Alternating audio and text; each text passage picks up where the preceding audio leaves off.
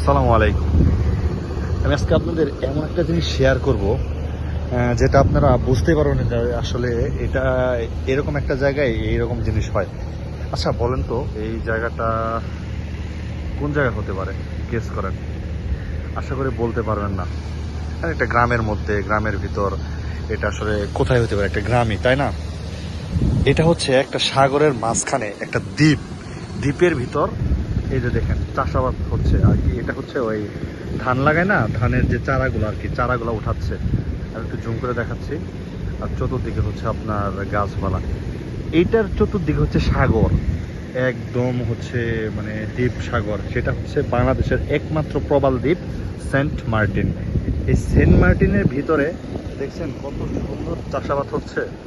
আপনি কল্পনাই করতে পারবেন না যে চতুর্দিকে পানি, এত গভীর লবণাক্ত পানি, আবার মাঝখানে ছোট্ট একটা দ্বীপ, দ্বীপের ভিতরে চাষাবাদ হচ্ছে, তাও আবার ধান চাষ। আবার ওদিকে পাওয়ার টিলার, মানে হচ্ছে পাওয়ার টিলার দিয়ে চাষ করতেছে। দেখছেন পাওয়ার টিলার দেখতে পাচ্ছেন? ওই যে আস্তে আস্তে। যাই হোক, আল্লাহ তাআলার সৃষ্টির মধ্যে কত রহস্য, তাই না? আর ওই দৃশ্যগুলো দেখেন কত সুন্দর। সব এই সেন্ট মার্টিনকে কিন্তু নারিকেল জিঞ্জিরা বলা হয়। কেন নারিকেল জিঞ্জিরা বলা হয় জানেন? এই এত পরিমাণ নারকেল গাছ থাকার কারণে এটার একমাত্র মনে করেন শর্ট নাম হিসেবে নারিকেল জিঞ্জিরা বলা হয়।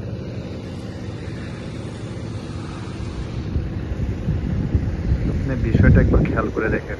আসলে এটা ভাবার একটা বিষয়, চিন্তা করবো অনেক কিছু, যে এখানে একটা দ্বীপের ভিতর, তাও আবার চাষাবাদ হচ্ছে, ধান চাষ, এর মধ্যে কি ধান চাষ, চিন্তা করে দেখেন। আর সেন্ট মার্টিনের ম্যাক্সিমাম লোক হচ্ছে ধার্মিক, দেখছেন হুজুর। তারপর হচ্ছে এই যে যারা কাজ করতেছে তাদের পরনে দেখছেন আপনার লং ট্রাউজার, মানে 3/4।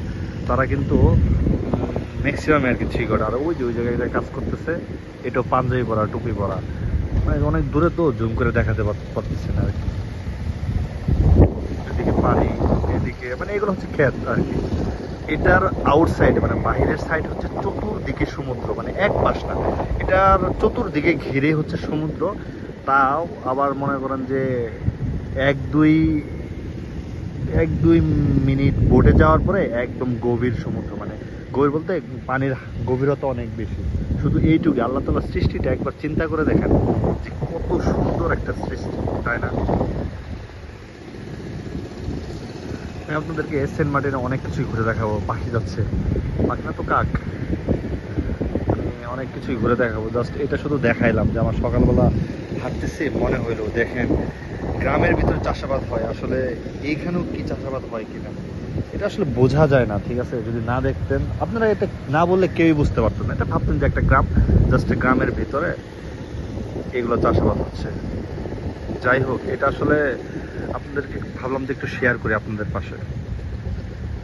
ভালো থাকবেন। আসসালামু আলাইকুম।